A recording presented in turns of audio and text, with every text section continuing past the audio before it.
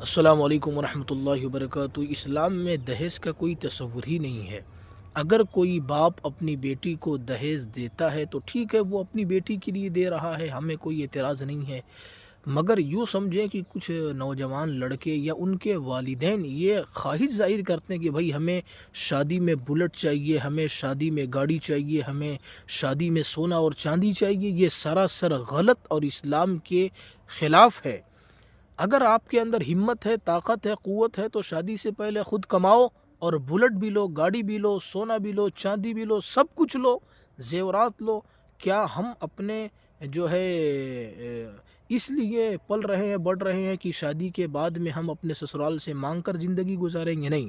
اگر ہمت اور طاقت ہے تو دہیز کے خلاف باتوں کو جو ہے خوب عام کریں اور خوب بات بھی کریں، اور شادی ہو تو دہیز کی پرتھا جو ہے وہ ختم کریں بالکل۔ اور جو اگر کوئی باپ اپنی بیٹی کو دے، بڑی اچھی بات ہے، کوئی اعتراض نہیں ہے۔ مانگنا یہ سراسر غلط ہے، اسلام کے شریعت کے خلاف ہے۔